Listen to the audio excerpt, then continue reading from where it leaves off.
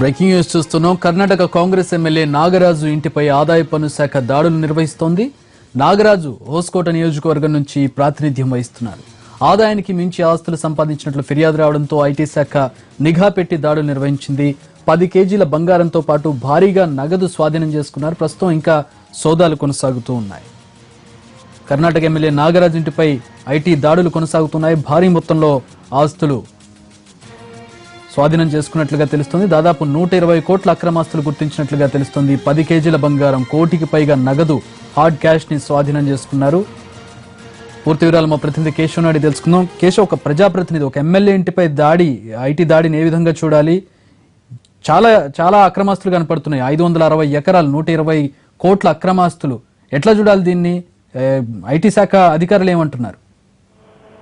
చక్రవర్తి, ఇది కాంగ్రెస్ ఒక ఎమ్మెల్యే అంటే కాంగ్రెస్ శివారు ప్రాంతంలో ఉన్నటువంటి వట్టుకోటే ఎమ్మెల్యేగా ఎంటీబీ నాగరాజు ఉంటాడు. ఇతను ముందు నుంచి కూడా భారీ ఎత్తున పెద్ద మొత్తంలో ఇతను రియల్ ఎస్టేట్ వ్యాపారాల్లో చేసుకుంటూ ఉంటున్నాడు. కానీ ఉన్నట్టుండి ఐటీ శాఖ నిన్న అతనికి ఒక షాక్ ఇచ్చిందని చెప్పుకోవాలి. ఎందుకంటే ఎంటీబీ నాగరాజు ఇంటి పైన ఉన్నట్టుండి సుమారు 6 టీంలు ఐటీ వాళ్ళు 6 టీంలు ఒకేసారి వాళ్ళ ఎంటీబీ నాగరాజు తర్వాత అతని సోదరుల ఇండ్ల పైన కూడా దాడులు ఒకేసారి చేస్తారు. దీంట్లో మొత్తం ఆయన ఇంట్లో ఒక 10 లక్షల రూపాయలు క్యాష్, తర్వాత 10 కేజీల బంగారాన్ని పట్టుకోవడం జరుగుతుంది. కానీ సుమారు 16 గంటల సేపు వాళ్ళ ఇంట్ల పైన దాడి జరిగింది.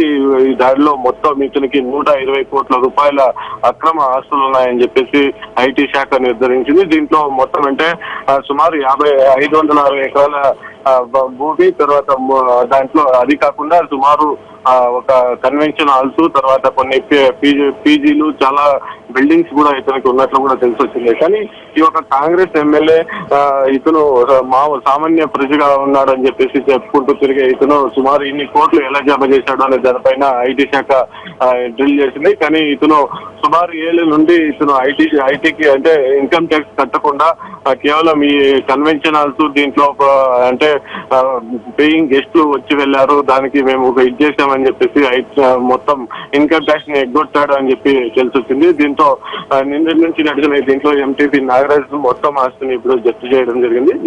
ఇదే కాకుండా ఇప్పుడు కర్ణాటక కాంగ్రెస్ లో కూడా ఇదొక పెద్ద ఇదే నేను చెప్పుకోలేదు. ఎందుకంటే ఇంతకు ముందే 2 ఎమ్మెల్యేల పైన కూడా ఐటీ రైడ్లు జరిగాయి. దీంతో మరో ఎమ్మెల్యే, 3 ఎమ్మెల్యేగా నాగరాజ్ పైన కూడా ఐటీ దాడులు జరుగుతుండడంతో మొత్తం కాంగ్రెస్ కూడా దిగ్భ్రాంతిలోకి వెళ్తుంది. ఎందుకంటే కేవలం కాంగ్రెస్ ఎమ్మెల్యేల ఇండ్ల పైన దాడులు జరుగుతున్నాయి, బీజేపీ కానీ వేరే పక్షాల పైన ఎందుకు ఐటీ దాడులు చేయడం లేదని చెప్పేసి కాంగ్రెస్ సీనియర్ నాయకులు ఆఫ్ ద రికార్డ్ గా మాట్లాడుకుంటున్నారు. దీంతో మొత్తం అంటే ఏమైనప్పటికీ కూడా ఇన్ని కోట్ల రూపాయల అక్రమ ఆస్తులు పెట్టుకున్న ప్రజాప్రతినిధుల పైన ఐటీ దాడులు చేయడం ఇక్కడున్న వేరే ప్రజలు ఒక ఆనందం కనపడుతుంది.